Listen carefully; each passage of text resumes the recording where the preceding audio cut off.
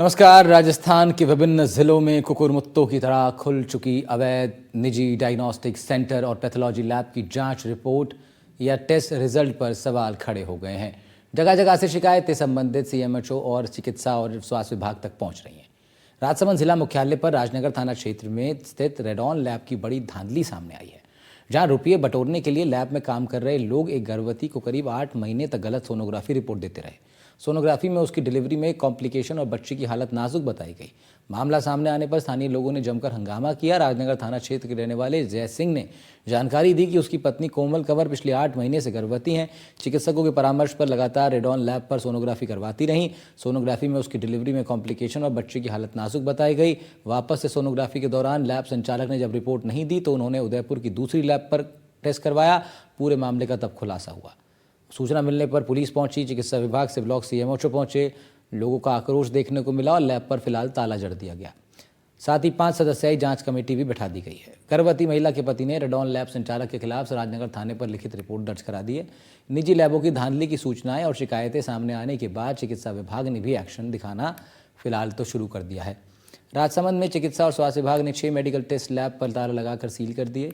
Clinical establishment act के तहत ये कार्रवाई की गई। निरीक्षण के दौरान जांच लैब नियमों के विरुद्ध संचालित मिली तो आरके जिला अस्पताल परिसर के पास कार्रवाई कर लैब बंद कर दी गई। जिला सीएमएचओ डॉक्टर हेमंत बिंदल ने बताया कि राजसमंद के 100 फीट रोड स्थित रेडॉन लैब पर गर्भवती महिला की गलत रिपोर्ट पेश करने पर हंगामे के बाद से चिकित्सा विभाग एक्शन मोड पर आ गया है।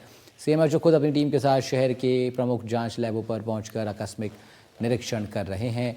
ब्लॉक सीएमएचओ और टेक्निकल टीम के साथ पहुंचे सीएमएचओ ने सभी दस्तावेजों, नियमों और मापदंडों की बारीकी से जांच की। नियमों में लापरवाही, मापदंडों में अधूरे और शैक्षणिक योग्यता कम होने, स्वच्छता में कमी पाए जाने पर आधा दर्जन जांच लैबों को सील कर दिया गया है। संचालकों में हड़कंप है। सूचना फैलते ही शहर में खुली कुछ लैब के संचालक लैब पर ताला लगाकर फरार हो गए हैं। सीएमएचओ डॉक्टर हेमंत बिंदल ने जानकारी दी कि कलेक्टर बालमुकुंद असावा के सख्त निर्देशों के साथ ही चिकित्सा विभाग आमजन के स्वास्थ्य को लेकर पूरी तरह सतर्कता बरत रहा है। 2 दिन पहले ही जैसलमेर में भी अवैध रूप से संचालित हो रही निजी लैब पर जिले के मुख्य चिकित्सा और स्वास्थ्य अधिकारी ने ताला लगाकर सीज कर दिया। निजी लैब्स का निरीक्षण हुआ। अवैध रूप से संचालित हो रही निजी लैब्स पर सख्ती दिखाते हुए 3 अवैध निजी लैब्स को तुरंत सील कर दिया गया। जानकारी के मुताबिक निरीक्षण के दौरान diamond diagnostic centre, Indian diagnostic centre और मंगलम लेबोरेटरी में वैध पंजीकरण प्रमाण पत्र और योग्य लैब टेक्नीशियन मौके पर मौजूद ही ना मिले। इसी के चलते तीनों लैब को सील किया गया है। तो देखिए, खबर बहुत लंबी है लेकिन खबर बड़ी बहुत है, और बड़ी इसलिए है कि ये सीधा सीधा आपके स्वास्थ्य से एक बड़े खिलवाड़ को लेकर हम लोग आज ये शो कर रहे हैं। राजसमंद के सीएमएचओ डॉक्टर हेमंत बिंदल ने क्या कुछ कहा है, इस पर वो सुनाते हैं। जब आमजन से लगातार शिकायतें आ रही हैं और तो इनको देखने के लिए मैं अपनी टीम गठित करके कल राजसमंद शहर में निकला था और वहाँ मुझे कुछ लैब 6 लैब जिनकी अलग अलग कमियां थी। किसी के पास रजिस्ट्रेशन नहीं था, किसी के पास बायोमेडिकल बेस नहीं था, किसी के पास ट्रेंड स्टाफ नहीं था, पाए गए तो उनको लैबों को पाबंद करते हुए बंद करवाया गया। और जब तक उनके तय मानक पूरे नहीं होते और हमें सूचित नहीं करते हैं तब तक पुनः प्रारंभ करने की हिदायत दी गई। तो देखिए, सीएमएचओ साहब को सुन रहे थे आप। उन्होंने आश्वासन ज़रूर दिया है कि अब इन तमाम चीज़ों पर कार्रवाई होगी, लेकिन बड़ी बात यह है कि कितने सारे लोगों के स्वास्थ्य के साथ खिलवाड़ हो रहा है, खुलेआम हो रहा है, लोगों का भरोसा टूट रहा है। हमारे कुछ पैनलिस्ट भी हमारे साथ जुड़ेंगे, उनका रुख करेंगे, लेकिन उससे पहले आपको ज़रा कोमल कुंवर, जो कि पीड़ित गर्भवती महिला थी जिनका हम जिक्र कर रहे थे, और उनके पति दोनों का क्या कुछ कहना है, ज़रा वो सुनवाते हैं आपको। सोनोग्राफी करवाई मैंने इधर ही करवाई है। मैंने एक तो 2nd महीने में करवाई थी, एक 5th मंथ में और एक 9th मंथ में। 9th मंथ में मैंने स्टार्टिंग में करवाई थी जिसमें कोई प्रॉब्लम नहीं आई। फिर हमने मनोर पे करवाई 31st को, उसमें दिक्कत आई है। 22 दिन बाद में करवाई जिसमें। फिर हमने टांग पे करवाई, उसमें भी दिक्कत आई। 1 तारीख को करवाई थी वो हमने। फिर पेमेंट भुगतान किया था आपने? पैसे दिए थे? पैसे दिए थे सारी सोनोग्राफियों के पैसे? हाँ। फिर हमने एक वो उस पे वापस इस पे आया 1 तारीख को नाइट में, तो इसमें प्रॉब्लम आई थी। इसने बोला कि हाँ प्रॉब्लम है, लेकिन इसने हमें प्रिंट नहीं निकाल के दी थी। और उस टाइम पे मेरे को भी इतना नहीं पता था कि मेरे को प्रिंट निकलवानी चाहिए। मैं यही चाहती हूँ कि इसका लाइसेंस रद्द हो। मैं नहीं चाहती जो खिलवाड़ मेरे साथ हुआ वो किसी के साथ भी हो।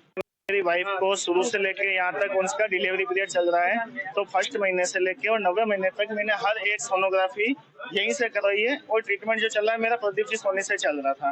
मैंने पूरी सोनोग्राफी यहाँ पर शुरू से लेके अभी तक कराई, तीसरे महीने की, 5वें महीने की, 90 महीने की, हर सोनोग्राफी यहाँ कराई है। एक भी सोनोग्राफी में इनकी रिपोर्ट कोई खराब नहीं आई।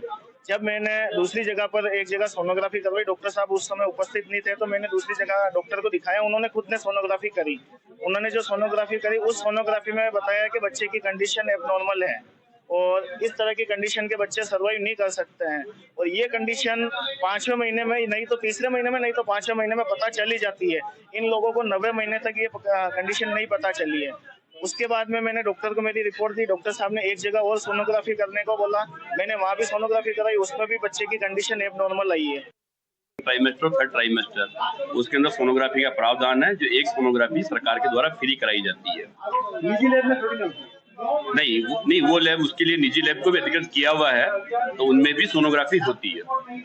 निजी लैब में पेमेंट करके सोनोग्राफी कराई? नहीं, इसमें पेमेंट नहीं होता, इसमें सरकार द्वारा पेमेंट किया जाता है प्रत्येक सोनोग्राफी का। निजी लैब में उसका कोई पेमेंट नहीं लिया जाता। ये रेडॉन लैब उसके लिए अधिकृत है? रेडॉन लैब उसके लिए अधिकृत है। अब आगे क्या कार्रवाई की जा रही है सर? इसके लिए फिलहाल तो ये है कि इनकी शिकायत जो प्राप्त हुई है उसको देखते हुए एक बार तो अभी दुकान बंद कराई जा रही है इनकी, और कमेटी बिठाई जाएगी। कमेटी जो निर्णय देगी उसके बाद फिर आगे कार्रवाई की जाएगी। मेरे और मेरी टीम के द्वारा और साथ में पुलिस के सहयोग से निजी लैबों का निरीक्षण किया गया, जिनको हमने पूर्व में भी नोटिस जारी किए थे और रजिस्ट्रेशन के लिए उनके जो डॉक्यूमेंट है वो कंप्लीट करवाने के लिए क्लिनिकल एस्टेब्लिशमेंट एक्ट में रजिस्टर करवाने के लिए उनको नोटिस दिए थे। उनके द्वारा कोई संतोषजनक जवाब और डॉक्यूमेंट नहीं दिए गए। फिर आज वापस हम लोग हमारी टीम द्वारा वहां जाकर के निरीक्षण किया गया। उस दौरान उनके पास डॉक्यूमेंट होना नहीं पाया गया है। इस संदर्भ में हमने इनके क्लिनिकल एस्टेब्लिशमेंट एक्ट में 3 medical, diamond diagnostic centre, Indian diagnostic centre और मंगलम लेबोरेटरी, इन तीनों को सीलबंद किया है।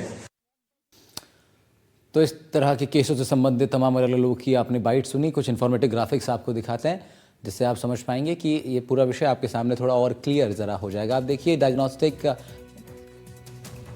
डायग्नोस्टिक पैथोलॉजी के लिए पात्रता क्या होती है, ये बहुत इंपॉर्टेंट है। ये हम आपको अभी दिखा रहे थे ग्राफिक्स के जरिए, लेकिन साथ साथ कुछ पैनलिस्ट भी हमारे साथ जुड़ गए। डॉक्टर भरत सिंह शेखावत के पास चलेंगे, लेकिन आप देखिए पहले डायग्नोस्टिक पैथोलॉजी के लिए पात्रता क्या है। एमसीआई से पैथोलॉजी प्रैक्टिस करने का लाइसेंस होना चाहिए, क्लिनिकल प्रतिष्ठान पंजीकरण और विनियमन एक्ट की पालना होनी चाहिए, राष्ट्रीय परीक्षण और प्रयोगशाला प्रत्यापन बोर्ड से प्रमाण पत्र मिलना चाहिए, NABL मानकों की पूरी तरह से पालना सुनिश्चित होनी चाहिए। जो तमाम पात्रताएं हैं, गुड क्लिनिकल प्रैक्टिसेस यानी GCP से प्रमाण मिलना चाहिए, दुकान प्रतिष्ठान अधिनियम के तहत पंजीकरण होना चाहिए। तो बहुत सारी देखिए पात्रताएं हैं। सवाल ये भी है कि क्या ये प्राइवेट लैब्स जो हैं इस तरह की पात्रताओं को पूरी कर भी पा रही हैं, नहीं। चर्चा की करते हैं शुरुआत, और साथ साथ तमाम इन्फॉर्मेशन भी आपको मिलती रहेगी। डॉक्टर भरत सिंह शेखावत हमारे साथ जुड़ रहे हैं, अतिरिक्त प्राचार्य हैं आप मेडिकल कॉलेज कोटा के। साथ स्वागत है सर आपका। डॉक्टर हर्ष गोयल रेडियोलॉजिस्ट हैं, आपका भी बहुत स्वागत। डॉक्टर प्रशांत सिंह HOD हैं लेबोरेटरी मेडिसिन के, और डॉक्टर लोकेंद्र शर्मा जुड़ रहे हैं, आप पूर्व प्राचार्य हैं GMC अलवर के। बहुत बहुत स्वागत करता हूं आप सभी लोग का। विषय बहुत महत्वपूर्ण है और सबसे पहले शुरुआत करते हैं डॉक्टर प्रशांत सिंह से। प्रशांत जी, लेबोरेटरी मेडिसिन के आप वहाँ से ताल्लुक़ भी रखते हैं, आप हेड ऑफ डिपार्टमेंट है वहाँ पे, लेकिन बड़ी बात यह है कि लेबोरेटरीज एक ऐसी व्यवस्था बन गई है कि आदमी जब हॉस्पिटल जाता है, डॉक्टर्स के पास जाता है, तो फिर वो जो पूरा प्रोसेस है उसके ठीक होने का, उसके बीच में एक बड़े पिलर के तौर पे लेबोरेटरीज आपको मिलेंगी ही मिलेंगी, क्योंकि जांच वहाँ होनी है, टेस्ट वहाँ होने हैं, डॉक्टर वहीं के लिए रेफ़र करते हैं। ये पूरा सिस्टम ज़रा आप समझाइए कैसे ये रन करता है सर, पूरा लेबोरेटरीज़ का जो सिस्टम है डॉक्टर्स के साथ, हेल्थ पूरी विभाग में कैसे रन करता है लेबोरेटरी का सिस्टम? जी, धन्यवाद आपका। जैसा कि आपने कहा कि बहुत सारी ऐसी लैब हैं जो हमारे आसपास मशरूमों की तरह फैल गई हैं, जो अनक्वालिफाइड लैब टेक्नीशियन हैं जो कि लैब चला रहे हैं। तो बेटर रेगुलेशन ऑफ लैब इनका बहुत ज़रूरी हो गया है आज के डेट में। जैसा आप सभी जानते हैं, NABL एक क्वालिफाइड एक संस्था है जो इन लैब को रेगुलेट करती है, पर हमारे देश में कम से कम अगर 1 लाख लैब है तो उसमें से 1% यानी कि 1000 लैब ही मुश्किल से होंगी जो NABL द्वारा ऑथराइज्ड हैं। तो इस तरह से ये अनऑथराइज्ड और इनकरेक्ट रिपोर्ट आज के समय में एक चलन हो गया है। तो इवन क्लिनिकल एस्टेब्लिशमेंट एक्ट में भी 2010 में भी ये कहा गया कि एटलीस्ट मिनिमम इंफ्रास्ट्रक्चर तो होना चाहिए लैब को चलाने के लिए, पर वो आज के समाज में ये दिख नहीं रहा है कहीं भी लैब में। नहीं तो सर भी सवाल ये है कि इसके ऊपर फॉलोअप रखने की जिम्मेदारी किसकी है? डॉक्टर हर्ष गोयल साहब भी हमारे साथ हैं, रेडियोलॉजिस्ट हैं आप। हर्ष जी, ये जिम्मेदारी किसकी होती है इस पूरी व्यवस्था में कि जो लेबोरेटरीज खुली हैं, चाहे वो ज़्यादातर तो प्राइवेट ही हैं, और आप मुझे और भी बताएंगे कि अगर सरकारी लेबोरेटरीज शहरों में होती हैं या कि नहीं, लेकिन ये जो लैब्स हैं इनके ऊपर इनके ऊपर नज़र रखना, इनको मॉनिटर करना, क्या ये सभी पैमानों पर ठीक खरे उतर रहे हैं कि नहीं, ये बेसिकली किसकी जिम्मेदारी है पूरे सिस्टम के अंदर?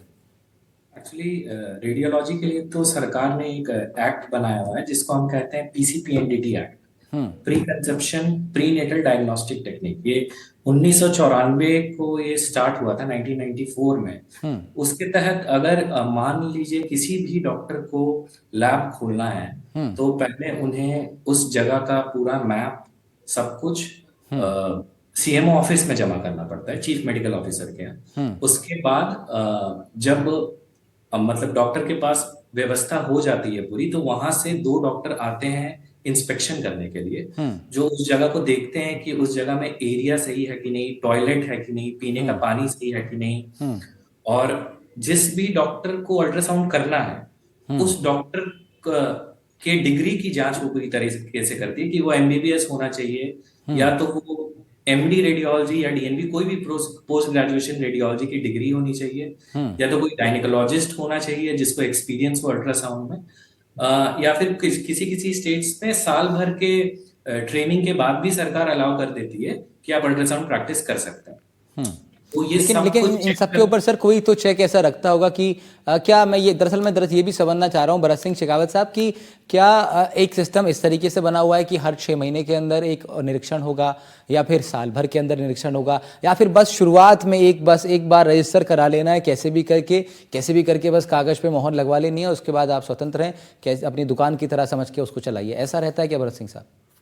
नहीं, ऐसा नहीं है। जैसा कि डॉक्टर हर्ष गोयल बता रहे थे, इसके लिए बड़े स्ट्रिक्ट कानून हैं और इसको पीरियोडिकली चेक किया जाता है। ये CMHO के अंतर्गत आता है और इनको बार बार चेक किया जाता है, पीरियोडिकली इनको चेक किया जाता है और ये देखा जाता है कि जो स्टैंडर्ड क्लिनिकल प्रैक्टिस है उनका पालन किया जा रहा है या नहीं किया जा रहा है। अगर उसमें कोई खामी मिलती है तो इसके लिए उनको लिखा जाता है, उनको ठीक करने का मौका दिया जाता है, पर अगर वो नहीं कर पाते हैं तो उनके खिलाफ एक्शन भी होता है। तो ऐसा नहीं है कि एक बार किसी को लाइसेंस मिल गया तो उसके बाद में वो कुछ भी करने के लिए स्वतंत्र है, ऐसा नहीं है। और इसका पीरियोडिकली निरीक्षण होता है और समय समय पे सरकारी अधिकारी जो सरकारी चिकित्सक हैं जो इस क्षेत्र में है उनको उनके द्वारा इनका निरीक्षण भी किया जाता है और अगर कोई कमियां पाई जाती है तो उसका भी निराकरण करने का प्रयास किया जाता है। ठीक है डॉक्टर लोकेंद्र शर्मा साहब, ये जो विषय आज हम लोगों ने रखा है इसमें कुछ जो केसेस अभी हाल फिलहाल में ही सामने आए, उसके बाद हम लोग को लगा कि इस पर बात होनी चाहिए कि कैसे इस तरह की चीज़ें हो रही हैं। तो ये एक विषय अभी देखिए आया कि एक महिला 8 महीने से एक लैब में जाती थी और अपना वो रिपोर्ट ले रही थी, रिपोर्ट गलत वो लोग दे रहे थे। तो इस तरह के जो प्रकरण हैं, जब आपके सामने जब पहली बार ये प्रकरण आया तो क्या कुछ चला आपके दिमाग में? मैं ज़रा वो भी जानना चाह रहा हूँ, आपके अनुभवों को समझना चाह रहा हूँ कि क्या ये शॉकिंग था आपके लिए? इसमें देखो 2 पहलू है। एक इम्पोर्टेंट बात ये है, 2 पहलू ये है कि लैब ही गलत चल रही है, लैब रजिस्टर्ड नहीं है, उसमें उसकी जितनी मान्यता है, उसके सर्टिफिकेट है, उसके गवर्नमेंट के रेगुलेशंस है, PCPND एक्ट जैसे डॉक्टर साहब ने बताया, ये सब नहीं है। एक तो ये है कि लैब ही पूरी फर्जी तरीके से चलती है। दूसरा, उसमें जो लोग रिपोर्टिंग कर रहे हैं वो क्वालिफाइड है डॉक्टर जो है। और तीसरी चीज ये है कि वो जो डॉक्टर्स क्वालिफाइड है उन्होंने गलत रिपोर्ट करी। ये जो अभी जांच चल रही है और जैसा कि आपके माध्यम से सुनने में आया कि वो रिपोर्टें गलत की गई है, महिला ने ये शिकायत करी कि रिपोर्टें गलत करी। अब वो रिपोर्ट गलत करी तो वहाँ क्वालिफाइड आदमी ने रिपोर्ट गलत करी है, नॉन क्वालिफाइड ने रिपोर्ट गलत करी। तो ये एक जांच का विषय है। अपन ये नहीं कह सकते कि सारी लैब्स गड़बड़ है या सारे डॉक्टर्स गड़बड़ है या सारे डॉक्टर्स गलत रिपोर्ट कर रहे हैं। इम्पोर्टेंट ये है कि रिपोर्टिंग गलत हुई है, ये इम्पोर्टेंट है।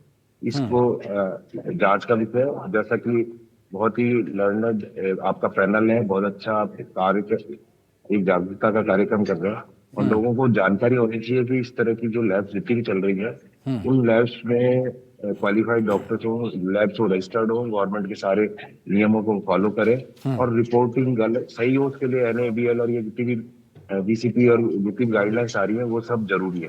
और आने वाले समय में धीरे धीरे ये बहुत मुश्किल होगा कि रेगुलर आपको ट्रेनिंग और ये सारी चीजें बहुत जरूरी है।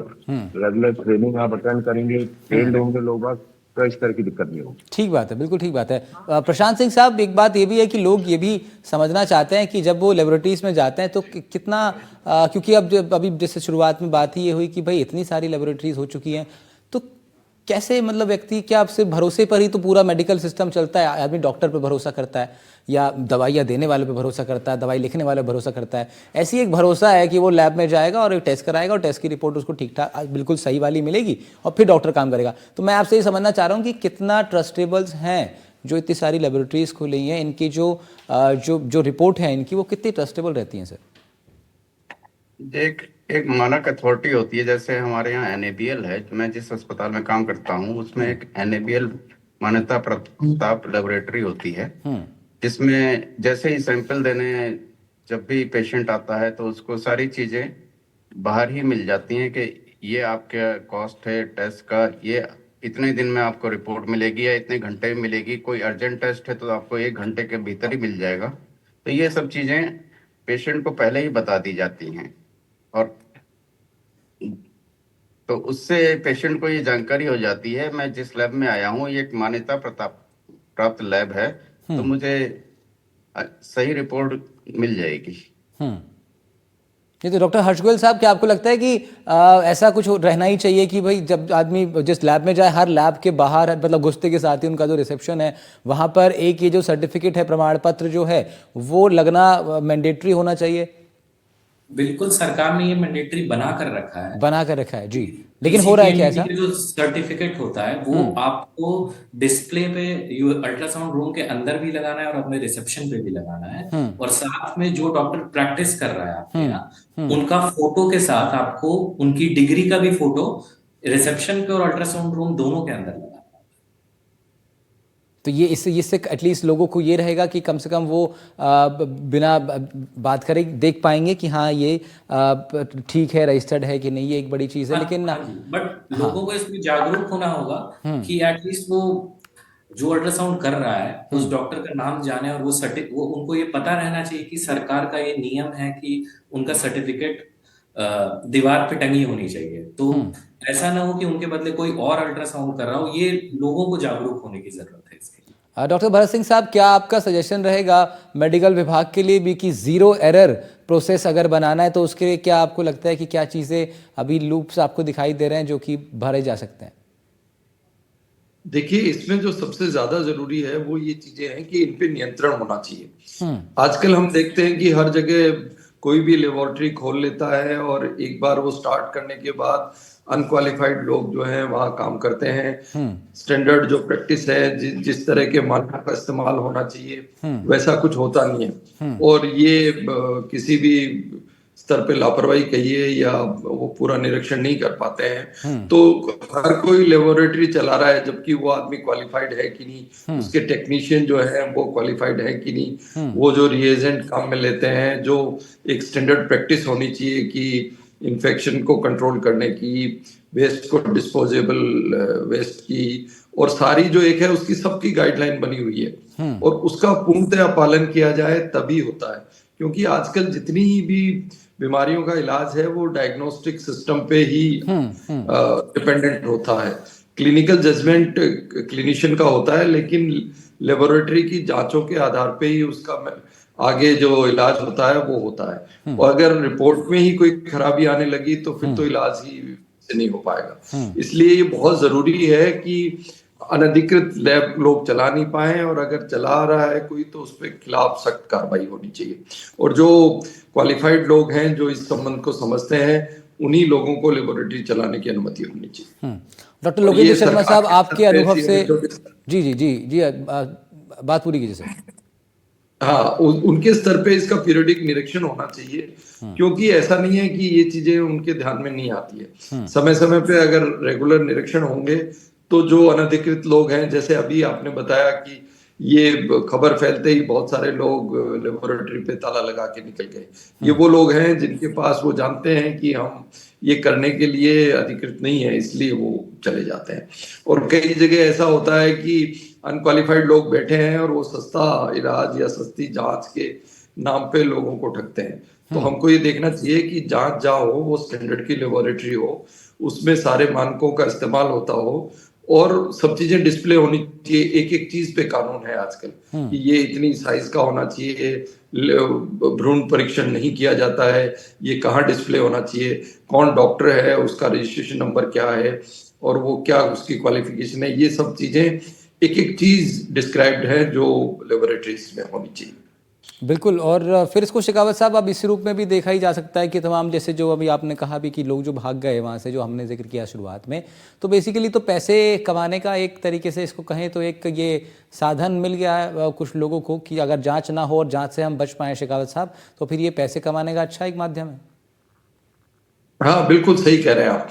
कुछ जगह क्या है कि वो जांच करते हैं और सस्ती जांच करते हैं और हर बार मरीजों के मन में भय पैदा करते हैं, जिससे कि वो बार बार जांच कराएं और बार बार उनकी लेबोरेटरी पे आए। जबकि असल में होना ये चाहिए कि हर चीज जो है उसकी मेडिकल साइंस विश्वास के आधार पे चलता है और वो उस विश्वास को टूटने नहीं देना चाहिए। मरीजों और डॉक्टरों के बीच में रिश्ते भी इसीलिए आजकल होते हैं कि कुछ लोग अगर जो क्वालिफाइड नहीं है या जो मिसगाइड करते हैं पेशेंट को, उनके कारण से सारा जो मेडिकल कम्युनिटी है उस पे अमली उठती है। ठीक कह रहे हैं आप। डॉक्टर लोकेंद्र शर्मा साहब, आपके अनुभव से क्या कुछ आप सजेस्ट करना चाहेंगे स्वास्थ्य विभाग को, और जो खासतौर पर जो CMHOs हैं जो कि जिले का प्रभार जिनके पास है, उनके लिए क्या सजेशन आपका रहेगा कि कैसे वो लोग जो है इन सब चीज़ों पर बेहतर काम कर पाए? बहुत इम्पोर्टेंट चीज ये है कि इसकी प्रॉपर जांच हो चीज की, और गलत रिपोर्टिंग जो हुई है उसका अलग इशू बने, और जितनी भी लैब जो फर्जी चल रही है जिसमें क्वालिफाइड लोग नहीं है, उन तरह की जो लैब चल रही है उन पे कार्रवाई हो। मेन इम्पोर्टेंट इसमें बात ये है कि जगह जगह लैब्स खुली हुई है, वहाँ क्वालिफाइड लोग है नहीं, नॉन क्वालिफाइड ने लैब्स खोल रखी है और इसकी अनशंट रिपोर्टिंग करते हैं, रेगुलर उसको अपना रजिस्ट्रेशन उनको सबको अपडेट नहीं करते, उनकी गवर्नमेंट के जितने भी नियम्स हैं वो उनको फॉलो नहीं करते। वो बहुत एक इम्पोर्टेंट इशू है जिसका ध्यान रखना बहुत जरूरी है। और साथ ही साथ फिर इसमें डॉक्टर प्रशांत सिंह साहब, एक मेजर बात ये भी है कि इसका कोई अब ऑल्टरनेटिव तो है नहीं। कोई ऑल्टरनेटिव ऐसा होता तो समझ में आती बात, कोई ऑल्टरनेटिव जब इसका है नहीं तो फिर स्वाभाविक रूप से बहुत ज़रूरी है कि इस चीज़ पर काम किया जाए, क्योंकि अगर टेस्ट कराना है तो लैब पर ही जाना पड़ेगा। लेकिन प्रशांत सिंह जी, इससे पहले किस तरीके से डॉक्टरी और मेडिकल साइंस जो है चलती थी, मतलब जब तक लेबोरेटरीज इतना प्रचलित नहीं थी तब? देखिए, उससे पहले क्लिनिशियन जो हैं अपने आधार क्लिनिकल डायग्नोसिस के आधार पर ही ट्रीटमेंट दे देते थे, पर जब से ये लैब्स आनी शुरू हुई और लैब में टेस्ट बढ़ते गए तो लैब पर ज़्यादा डिपेंडेंसी होने लगी। इवन आज की डेट में 70% जो लैब के ऊपर डिपेंडेंसी है क्लिनिशियल की, तो उसी के द्वारा डायग्नोसिस बनाई जाती है।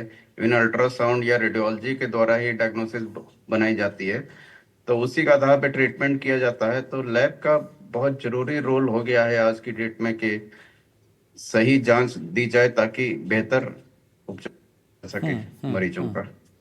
बिल्कुल। और फिर ये कब से शुरू हुआ, इसको भी ज़रा समझना पड़ेगा। हर्ष गोयल साहब, कब से जो है जो पैथोलॉजी लैब्स हैं इनका जो कहें कि ट्रेंड में एकदम से आ गई, ये कितने समय पहले से माना जाए? मुझे लगता है 20-1 साल से, पिछले करीब शायद, या और ज़्यादा।